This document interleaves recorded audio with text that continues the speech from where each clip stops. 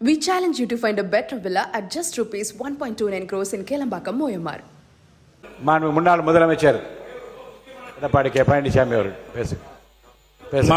மாண்புமிகு பேரவைத் தலைவர் அவர்களே, மாண்புமிகு கனிவளத்துறை அமைச்சரனுடைய கவனத்திற்கு, தற்போது மாண்புமிகு ஆட்சி அமைந்தவுடனே மாண்புமிகு கனிவளத்துறை அமைச்சர்கள் தமிழ்நாடு பூரா சுற்றுப்பயணம் செய்து அந்த குவாரிகள்லாம் ஆய்வு செஞ்சாங்க.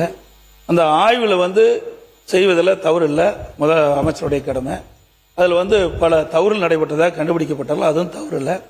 ஆனால் கண்டுபிடிக்கப்பட்ட பிறகு பல குவாரிகள் மூடப்பட்டு விட்டது. பல மாவட்டங்களில் மூடப்பட்டு சீல் வைக்கப்பட்டு விட்டது.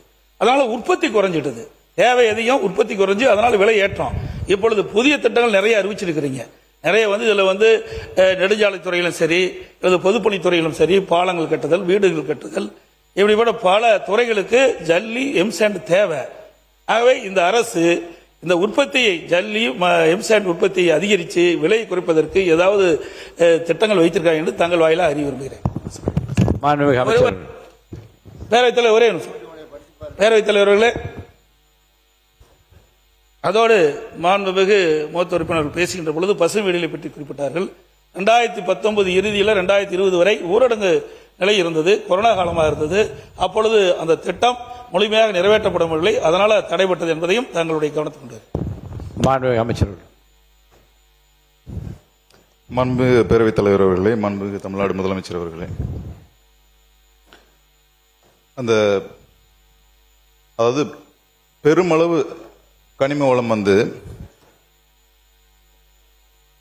பக்கத்து ஸ்டேட்ஸுக்கு போய்கிட்டு இருந்த ஒரு தகவல் கிடைச்சிச்சு.